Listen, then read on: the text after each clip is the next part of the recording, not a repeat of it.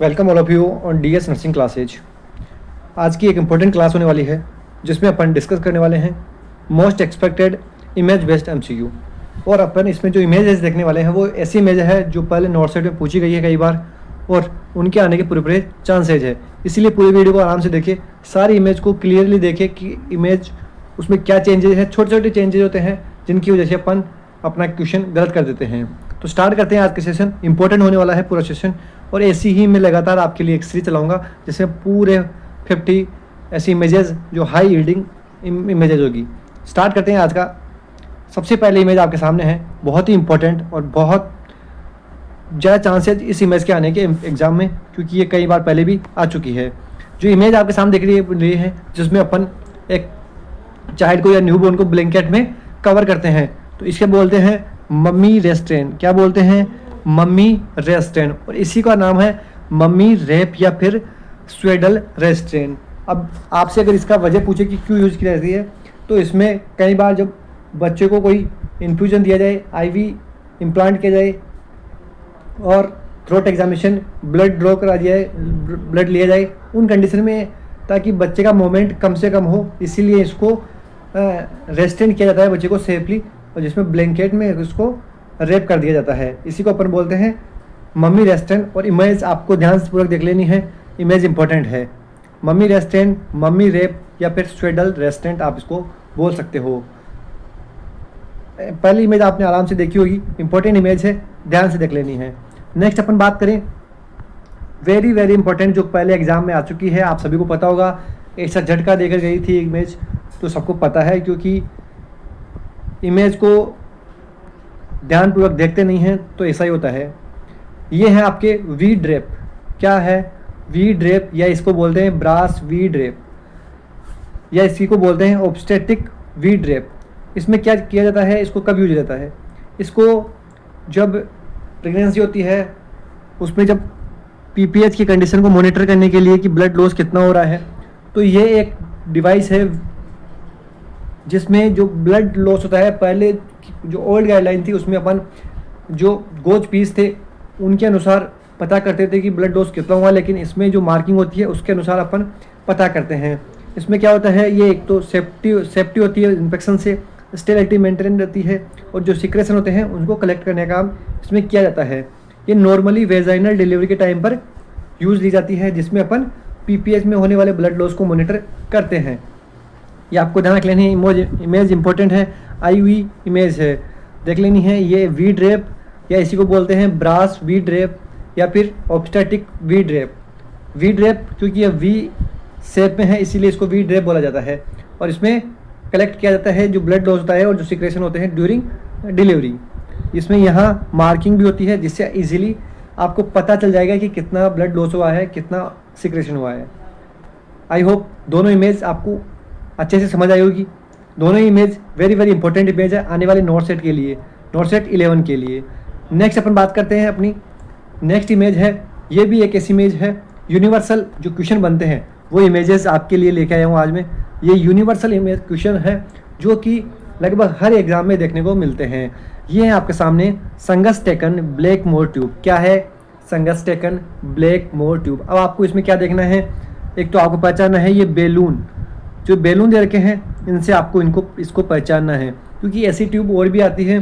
तो आपको बिल्कुल जो कैथेटर होते हैं और ये जो संगस्टेकन ब्लैक मोर ट्यूब है इसको इजीली देख लेना है, पहचान लेना है। बात करें इसका यूज, तो ये स्पेसिफिकली यूज की जाती है ईसोपेजियल वेरिसेज में। किसमें? ईसोपेजियल वेरिसेज में। और ये क्यों यूज की जाती है? तो ये जहाँ से भी ब्लीडिंग हो रही हो वहाँ उस एरिया को प्रेशर अप्लाई करके वहाँ से ब्लीडिंग को कंट्रोल करने में काम लिया जाता है। जैसे ईसोपेजियल वेरिसेज में जहाँ ब्लीडिंग हो रही हो तो वहाँ जाके इस बैलून को फुला दिया जाता है, ताकि जो जिस साइड से ब्लीडिंग हो रही है उसको प्रेशर से वहाँ ब्लीड को कंट्रोल किया जा सके। तो इसका यूज है कंट्रोल ब्लीडिंग। क्या यूज है? ब्लीडिंग को कंट्रोल करना। और किस में यूज किया जाता है? मोस्ट ईसोपेजियल वेरिसेज में। इमेज ध्यान से देख लेनी है, इमेज इंपॉर्टेंट है। ये बैलून आपको देख लेने हैं, इसी प्रकार से एग्जाम में आपके आने वाली है इमेज। नेक्स्ट बात करते हैं, एक ये क्वेश्चन आपके सामने जो कि ये इमेज दी गई है जिसमें एग्जामिनर जब पेशेंट के हेड को और नेक को फ्लेक्स करता है चेस्ट की तरफ, तो यहाँ जो नी है पेशेंट के वो बेंड होते हैं, वो भी फ्लेक्स होते हैं। तो इस साइन को क्या बोला जाता है? ये साइन होता है ब्रॉड जीन की साइन। क्या होता है? ब्रॉड जीन की साइन। और ये किसमें देखा जाता है? ये क्लिनिकल साइन है मेनिंजाइटिस का। किसका? मेनिंजाइटिस का क्लिनिकल साइन है ब्रॉड जीन की साइन। जिसको कैसे परफॉर्म किया जाता है? पेशेंट को सुपाइन लेटाकर उसकी जो उसकी नेक है उसको लिफ्ट के उसको बेंड किया जाता है, हेड को लिफ्ट करके टुवर्ड चेस्ट। जैसे इस इमेज में देखने को मिल रहा है, हेड को लिफ्ट करके इसकी नेक को फ्लेक्स किया जा रहा है। जैसे फ्लेक्स करेंगे तो इसके जो नीज है वो बेंड हो जाएंगे। क्या? इसके हिप और नी बेंड होंगे। अगर हिप और नी बेंड हुए तो ये ब्रॉड जीन की साइन पॉजिटिव है, और ये बेंड नहीं हुए, नॉर्मल जो सुपाइन पोजिशन में था वैसा ही रहा, तो यहाँ ब्रॉड जीन की साइन नेगेटिव है। और आपको ध्यान रख लेना है, क्वेश्चन ये भी आ सकता है कि किसका क्लिनिकल साइन है, तो ये मेनिंजाइटिस का क्लिनिकल साइन है।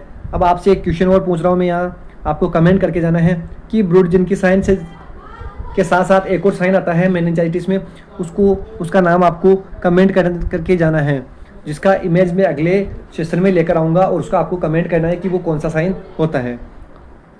अब तक की इमेजेज आपको समझ आई होगी, और वेरी वेरी इंपॉर्टेंट इमेजेज है। एक भी इमेज ऐसी नहीं है जो PYQ नहीं है और पूछी नहीं गई हो, सारी इमेजेज इंपॉर्टेंट है। नेक्स्ट आपके सामने एक और इम्पोर्टेंट इमेज पीडियाट्रिक सब्जेक्ट्स होने वाली है, जो कि ऑर्थो जो आपका डिपार्टमेंट है वहाँ यूज ली जाती है। ये सैंडल आपको देखने को मिल रहे हैं, ये किस में यूज लेते हैं? तो ये हैं आपके Dennis Browne splint.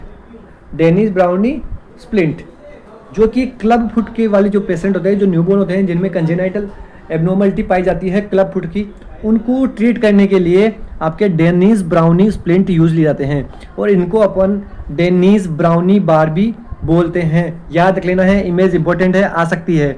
Dennis Browne splint या फिर डेनिस ब्राउनी बार, ये सैंडल देखने को मिल रहे हैं। इनमें बीच में जो आपको रोड टाइप का दिख रहा है, ताकि ये जो क्लब फुट वाले पेशेंट होते हैं उनको दिया जाता है, उनको पहनाया जाता है, ताकि उनको रेगुलर पहना से उनके जो प्रॉब्लम है वो ट्रीट हो सके। तो ये है आपके Dennis Browne splint, important image है, याद रख लेनी है। नेक्स्ट आपके सामने आ रहा है एक रिट्रैक्टर। ओबीसी का क्वेश्चन है, इंपॉर्टेंट होने वाला है। ओबीसी से कई इमेज पूछी जाती है। ये आपके सामने कौन सा रिट्रैक्टर है? ये आपके मोरिस रिट्रैक्टर। क्या है? Morris retractor. ये एक हैंड हेल्ड सर्जिकल रिट्रैक्टर है, जिसमें की जो ब्लेड होती है ये ब्रॉड होती है। कैसी होती है? ब्रॉड, जो आपके इसमें कर्व्ड, ब्रॉड स्लाइटली कर्व्ड आपकी जो ब्लेड होती है ये देखने को मिलती है, और ये आपके लेप्रेक्टोमी एब्डोमिनल सर्जरीज में यूज किया जाता है। किसमें? लेप्रेक्टोमी और एब्डोमिनल सर्जरी या फिर गायनेकोलॉजी प्रोसीजर में भी यूज किया जाता है। इसमें अपन जो जनरल सर्जरी होती है उसमें सॉफ्ट टिश्यू को रिट्रैक्ट करने के काम में लेते हैं। किसको? सॉफ्ट टिश्यू को रिट्रैक्ट करने में काम में लिया जाता है मोरिस रिट्रैक्टर। इमेज को देख लेना है, इंपॉर्टेंट इमेज है। क्या है? मोरिस रिट्रैक्टर, जो कि सॉफ्ट टिश्यूज को रिट्रैक्ट करने में यूज लिया जाता है। पूरी वीडियो ध्यान से देखनी है, और भी इमेजेस आपके सामने आएगी। अब ये क्वेश्चन बिल्कुल आपको डाउटफुल लग रहा होगा और आपको कंफ्यूज करने वाला क्वेश्चन है। आपको पहले देखने को मिला मोरिस रिट्रैक्टर, और अब आ रहा है आपके सेम डिट्टो यहाँ देखने को मिल रही है एक और इमेज, जिसमें भी आपको मोरिस रिट्रैक्टर जैसा ही एक इमेज देखने को मिलेगा। लेकिन ये मोरिस रिट्रैक्टर नहीं है, याद रख लेना है, ये है लैंगबैक रिट्रैक्टर। क्या है? लैंगबैक रिट्रैक्टर। जहाँ मोरिस रिट्रैक्टर में ब्लेड थोड़ी वाइड थी, वहीं जो आपके लैंगबैक रिट्रैक्टर होगा उसमें जो ब्लेड होगी वो थिन होगी, पतली ब्लेड देखने को मिलेगी, और एल शेप्ड में आपको ये शेप देखने को मिलेगा। कैसा? लैंगबैक रिट्रैक्टर है, जिसमें ब्लेड थोड़ी पतली होती है इसमें, और जो मोरिस रिट्रैक्टर होता है उसमें वाइड ब्लेड देखने को मिलती है। यही डिफरेंस है, इसीलिए मैं आपके लिए ये इमेज लेकर आई हूँ, ताकि आपको कन्फ्यूजन ना हो। मोरिस रिट्रैक्टर और लैंगबैक रिट्रैक्टर आपको याद रख लेना है। जहाँ ब्लेड वाइड हो वो आपका मोरिस रिट्रैक्टर, और जहाँ ब्लेड थिन हो, पतली हो, वहाँ लैंगबैक रिट्रैक्टर आपको आंसर करना है। नेक्स्ट इमेज आपके सामने यूनिवर्सल इमेज है, सबको पता होना चाहिए ये क्या है। तो ये आपके चीटल फोर्सेप है। क्या है? चीटल फोर्सेप। और चीटल फोर्सेप किस काम में आती है, तो आप सभी को पता है चीटल फोर्सेप जो स्टेराइल इंस्ट्रूमेंट होते हैं और गोज पीस होते हैं, ड्रेसिंग्स होती है, उनको होल्ड करने में, उनको ट्रांसपोर्ट करने में यूज ली जाती है चीटल फोर्सेप, जिसका जो इमेज है आपको देख लेनी है। आगे से बेंड होती है और एक लॉन्ग हैंडल होता है, इसका लॉन्ग हैंडल जो ब्लेड होती है जिसको अपन ट्रांसफर फोर्सेप भी बोल सकते हैं, क्योंकि जो इंस्ट्रूमेंट ड्रेसिंग वगैरह है, जो स्टेराइल चीज़ होती हैं, उनको ट्रांसफ़र करने में काम में ली जाती है। इस इंस्ट्रूमेंट की एक और बात, ये डायरेक्ट पेशेंट के टिश्यू पर अप्लाई नहीं होती है, डायरेक्ट टच में नहीं आती है, क्योंकि ये ओनली स्टेराइल इक्विपमेंट्स को ट्रांसफ़र करने में काम में ली जाती है। और ये इमेज किसकी है, चीटल फोर्सेप, याद रख लेना है, चीटल फोर्सेप कई बार एग्जाम में पूछी गई है।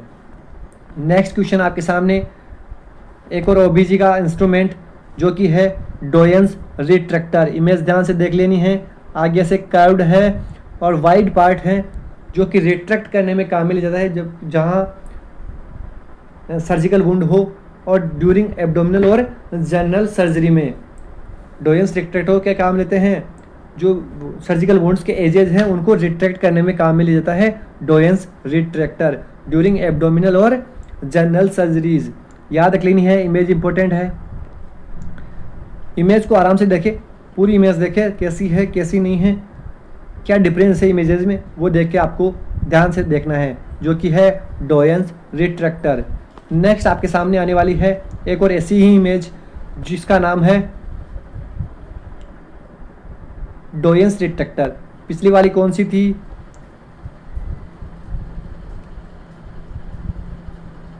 ये थी डोयंस, और जो अगली वाली टिप आपको यहाँ जो मिस प्रिंट देखने को मिल रहा है ये डोयंस नहीं है, और ये आपके इमेज है कौन सी, डेवियर, डेवियर DEAVER, डेवियर रिट्रैक्टर है ये, यहाँ मिस प्रिंट हुआ है, ये डोयंस नहीं है, ये डेवियर रिट्रैक्टर है, नाम याद रखना है डोयंस और डेवियर।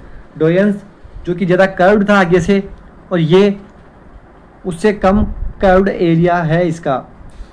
इमेज को ध्यान से देख लो, पिछले वाली इमेज में वापस दिखाऊँ एक बार आपको, ये आपका है डोयंस रिट्रैक्टर, बिल्कुल आपको देखने को मिलेगा जे शेप में होगा, कुछ ऐसा आपको देखने को मिलेगा जो कि है डोयंस रिट्रैक्टर। और दूसरी इमेज जो आपके सामने है डेवियर रिट्रैक्टर, तो कि थोड़ा फ्लैट है और उसके जितना कर्व्ड एरिया इसका नहीं है, बिल्कुल ध्यान से देख लो, इमेज इंपॉर्टेंट होने वाली है, दोनों ही इमेजेस इंपॉर्टेंट है। ये है डेवियर रिट्रैक्टर, डोयंस नहीं है, डेवियर रिट्रैक्टर है ये आपके। नेक्स्ट इमेज आपके सामने आने वाली है, ये इंपॉर्टेंट इमेज ECG की, ECG हर एग्ज़ाम में पूछी जाती है नोट सेट के, और इसी आपको याद रख लेनी है कौन सी ECG आपके सामने देखने को मिल रही है, जिसमें जो आपके सामने QRS कॉम्प्लेक्स आ रहे हैं वो आपको देखने को नैरो QRS कॉम्प्लेक्स देखने को मिल रहे हैं। और यहाँ क्या देखने को मिल रही है आपको, एक P वेव भी एब्सेंट देखने को मिल रही है, या फिर हिडन P वेव देखने को मिलती है। इस कंडीशन को अपन क्या बोलते हैं, सुप्रावेंट्रिकुलर टेकिकार्डिया, क्या बोलते हैं, SVT की कंडीशन होती है, जिसमें नैरो QRS कॉम्प्लेक्स और जिसमें हार्ट रेट बहुत ज़्यादा फास्ट हो, 150 से 250 बीट पर मिनट के हिसाब से चल रही है, और जो आपका QRS कॉम्प्लेक्स देखना है नैरो QR कॉम्प्लेक्स है, और यहाँ P वेव या तो एब्सेंट होती है या फिर QRS या और T वेव के बीच में हिडन होती है। इंपॉर्टेंट इमेज है, एग्जाम में आ चुकी है कई बार। सुप्रावेंट्रिकुलर टेकिकार्डिया है जिसमें आपकी हार्ट रेट रैपिड हो जाती है, और हार्ट रेट कितनी होती है, 150 से 250 बीट पर मिनट।